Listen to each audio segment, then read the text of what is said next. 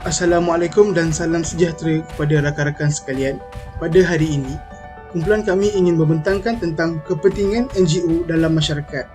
Sebelum kami memulakan pembentangan pada hari ini, kami ingin berterima kasih kepada Dr. Nur Fazilah binti Abdul Hamid, tenaga pengajar penghayatan etika peradaban BLHW 2772 kerana telah membimbing kumpulan kami dan serta rakan-rakan kelas untuk menyelesaikan aktiviti dan assignment pada kali ini.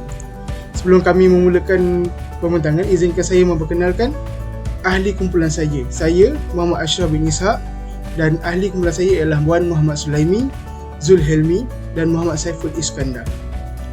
Okey, untuk permulaan pada pembentangan pada hari ini, saya akan memulakan dengan pengenalan untuk kepentingan NGO dalam masyarakat. So, untuk pengenalan pada hari ini, organisasi bukan kerajaan NGO merupakan entiti yang semakin penting dalam sistem pentadbiran di Malaysia. Kini, aktiviti NGO tidak lagi terhad kepada aktiviti bersifat kemanusiaan seperti menghulurkan bantuan ketika banjir dan menyalurkan sumbangan keprihatinan kepada rakyat Syria. Malah, peranan NGO semakin diiktiraf oleh pihak kerajaan, khususnya dalam aspek pengembalan dasar kerajaan. NGO juga boleh dikatakan sebagai platform suara rakyat. Tersebut saya akan memberikan beberapa contoh tentang NGO yang berada di Malaysia seperti SOLS 24/7, AWAM iaitu AWAM, My Kasih, Agensian Shelter, MSRI, WWF Malaysia serta Fomka Malaysia. Okey, untuk slide seterusnya saya akan teruskan kepada objektif kajian. Untuk objektif kajian, kumpulan kami telah mengumpulkan 3 objektif kajian dalam assignment pada kali ini. Untuk objektif kajian pertama, mengkaji peranan NGO dalam struktur pendidikan. So, kami mengkaji apakah peranan-peranan NGO pada struktur pendidikan di Malaysia. Adakah NGO ini membantu rakyat-rakyat yang tidak mampu untuk belajar dan menyediakan tempat untuk mereka belajar. So, kami akan mengkaji apakah tugas-tugas NGO dalam memperkukuhkan struktur pendidikan di Malaysia dengan membantu orang-orang miskin ataupun orang-orang yang tidak mampu untuk membelajar. Untuk objektif kedua ialah mengenal pasti pelibatan badan organisasi bukan kerajaan dalam aspek bantuan kemanusiaan. So, untuk objektif kedua ini ialah kami mengenal pasti aktiviti-aktiviti NGO yang dibuat untuk konsep bantuan kemanusiaan dari segi mungkin akan berlakunya banjir, tanah runtuh ataupun sebagainya bencana alam, ataupun mungkin seperti gelandangan yang berada di Malaysia. Apakah mereka membantu dari segi aspek bantuan kemanusiaan? So, dalam aspek bantuan kemanusiaan ini ialah kami dapati NGO yang berada di Malaysia telah banyak menghulurkan bantuan kepada gelandangan-gelandangan yang berada di Malaysia dengan menghulurkan makanan kepada mereka, dengan ada juga menyediakan rumah seperti berikut.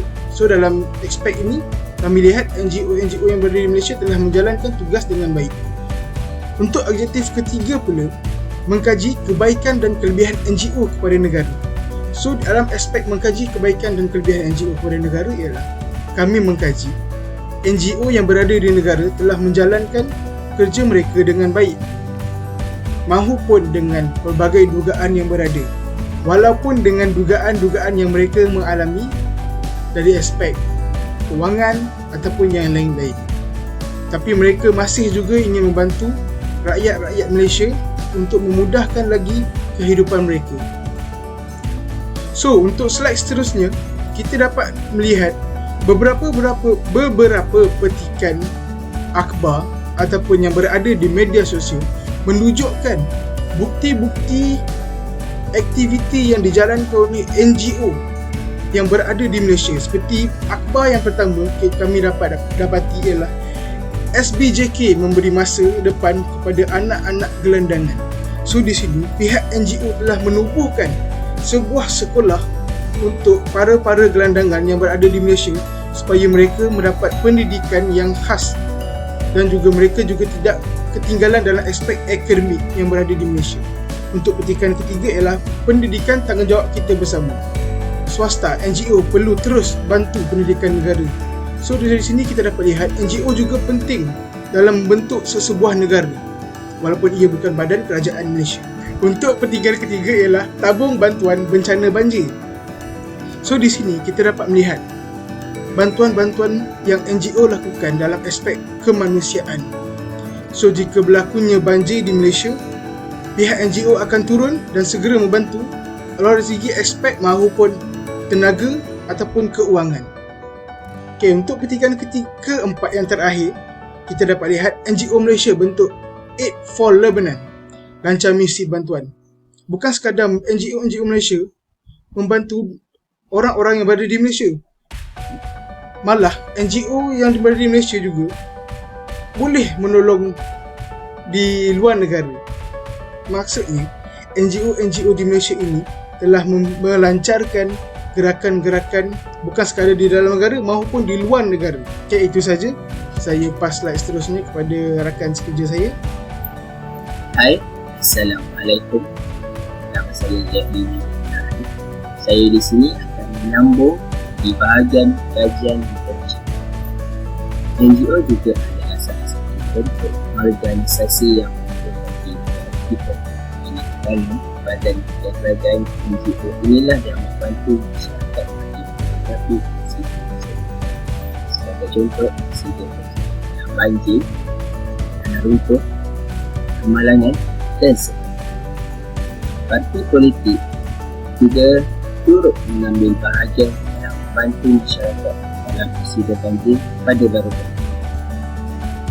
Itu adalah penting bagi penubuhan NGO di negara.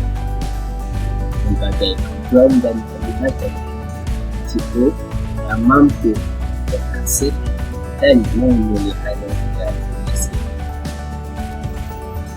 Kajian merujuk kepada kepusatan penubuhan NGO di Malaysia. Bukan yang diutarkan di seorang pakar motivasi, Datuk Iskandar Abdul dan juga seorang ahli politik daripada Parti Islam Malaysia daripada Harakah Delhi, yang menceritakan bahawa faktor-faktor penubuhan NGO yang semakin berkembang walaupun sudah banyak NGO seperti parti politik di negara Malaysia.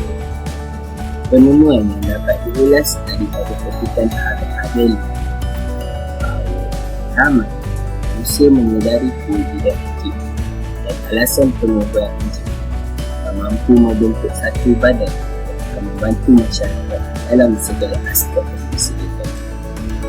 Ini menunjukkan bahawa penting dan NGO membantu masyarakat tanpa perlukan pusat dan prosedur yang tertentu bagi membantu masyarakat yang mempunyai musibah. Kajian literatur bagi beberapa bahagian, iaitu kebaikan, mudaratan, faktor-faktor penyebab dan juga peranan bagi seorang NGO tersebut. Saya akan menyambung untuk kebaikan dan kemudaratan bagi NGO.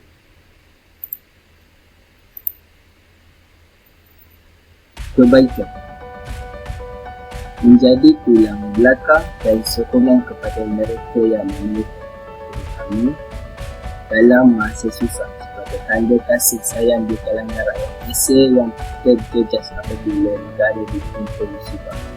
Sebagai contoh, kerajaan Malaysia tidak dapat membantu sepenuhnya apabila berlaku sesuatu insiden seperti banjir dan kebakaran. Jadi, kewujudan NGO inilah yang menjadi tulang belakang untuk menyokong masyarakat yang ditimpa musibah banjir. Kita pergi kepada pemudaratan. Mudaratan adalah terdapat kebidangan bahawa organisasi sedemikian adalah alat untuk memanipulasi kepentingan pribadi pihak tertentu. Kebimbangan ini timbul selepas dasar Jabatan Pendaftaran Perniagaan. Ini membolehkan NGO mengumpul dana mewakili sehingga 30% daripada jumlah kutipan. Ini adalah penyelewengan dana daripada seseorang NGO tersebut. Untuk seorang nak mengumpul dana untuk membantu, tetapi beliau mengambil kelebihan daripada dana tersebut untuk diberi kepada diri sendiri atau pihak-pihak tertentu. Jadi itu akan membawa kebimbangan kepada organisasi sedemikian. Terima kasih pada sahabat saya Zulhami. Nama saya Wan Muhammad Ishaq. Saya akan sambung kepada faktor-faktor penubuhan NGO. Terdapat 6 faktor penubuhan NGO. Antaranya, lebih fokus dari segi kerja atau aktiviti. Sesetengah aktiviti masyarakat memang pandai hanya fokus pada satu perkara. Mereka sentiasa mencari cara untuk membantu komuniti mereka atau memperjuangkan isu tertentu dan mereka tidak mahu terganggu oleh perkara lain. Selain itu, lebih mudah di dalam membuat keputusan. Organisasi NGO mempunyai lebih sedikit ahli, jadi lebih mudah untuk membuat keputusan kerana kurang pendapat. Jika dibandingkan dengan organisasi yang lebih besar, mereka mempunyai banyak pendapat dan suka untuk membuat keputusan. Dan itu lebih fokus dari segi isu dan pengususan. Terdapat orang yang berminat dalam sesuatu topik atau bidang pengajian. Contohnya, sesetengah orang berminat dengan isu alam sekitar, perumahan atau topik yang lain yang tidak menarik perhatian aktiviti akal umbi kerana tidak begitu menarik. Faktor keempat adalah tidak dibebani oleh birokrasi. Birokrasi boleh memperlahankan keberkesanan sesuatu NGO dengan memerlukan kelulusan daripada organisasi induk. Birokrasi ini akan melambatkan gerak kerja dan amat mengecewakan bagi orang yang biasa bergerak dengan pantas. Kadang kita tahu ada setengah NGO akan bergerak laju, tapi disebabkan birokrasi, pergerakan mereka untuk membantu atau sesuatu perkara akan menjadi perlahan. Seterusnya, bebas dan berkecuali. Sesetengah NGO adalah tajaan kerajaan, ada yang tajaan ahli politik dan ada yang tidak bergantung dengan mana-mana parti politik. NGO bukan ahli bebas menjalani hubungan dengan mana-mana organisasi. Mereka juga bebas mengkritik dan mengeluarkan pendapat tanpa mempedulikan fikiran atau perasaan mana-mana ahli. Ia penting kerana semak dan imbang bagi kerajaan dan semua organisasi. Selain itu, mudah untuk mendekati masyarakat. NGO biasanya lebih menarik perhatian orang berbanding parti politik. Masih terdapat anggota masyarakat yang tersikap prejudisi terhadap parti politik dan ahli politik. Jika sesebuah NGO ini diketahui berdikari dan berkecuali, ia boleh menarik semua anggota masyarakat tanpa memfikirkan fahaman politik.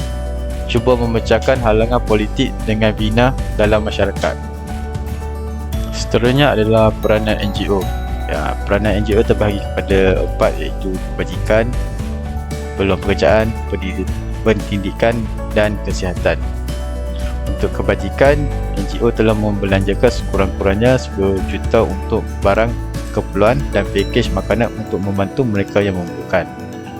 Untuk peluang pekerjaan, mengamalkan pendekatan faedah produktif dan menerima gaji permulaan RM1,500. Selain itu, untuk pendidikan, sesetengah NGO datang ke sekolah setiap minggu untuk menyediakan aktiviti yoga dan aktiviti kurikulum. Dan akhir sekali, untuk kesihatan, lebih 10,000 dos vaksin COVID-19 ditadbir oleh pertubuhan bukan kerajaan, iaitu NGO. Itu saja daripada saya. Terima kasih. Assalamualaikum warahmatullahi wabarakatuh. Terima kasih saya ucapkan kepada Wan Muhammad Sulhaimi di atas pembentangannya sebentar tadi. Saya teruskan pembentangan ini dengan dapatan kajian daripada kumpulan kami. Kita mulakan dengan objektif yang pertama. Objektif yang pertama adalah untuk mengkaji peranan NGO dalam struktur pendidikan di Malaysia. Pelambatan NGO pendidikan di Tanah Melayu semakin berkembang sehingga dianggap sebagai satu medium untuk penguatkuasaan dan peningkatan keadilan sosial bagi sesebuah kaum. Kaedah yang digunakan atau kaedah yang dijalankan menggunakan kaedah kualitatif dengan menganalisiskan dokumen rasmi, laporan tahunan dan juga prosiding serta penulisan berkaitan NGO dan pendidikan sekitar tahun tersebut. NGO pendidikan di Tanah Melayu sekitar tahun 1920 hingga 1950-an lebih bersifat membela kaum masing-masing berbanding NGO lain. Ini disebabkan oleh sistem pendidikan British, di mana dasar pecah dan perintah yang dilakukan dalam pentadbiran British turut berlaku dalam pendidikan. NGO juga telah bertindak dengan memberi impak kepada sistem pendidikan, antaranya memastikan status quo pendidikan dan perjuangan bahasa terpelihara hinggalah hari ini. Status quo ini bermaksud suatu keadaan yang tidak ada perubahan ataupun penambahbaikan,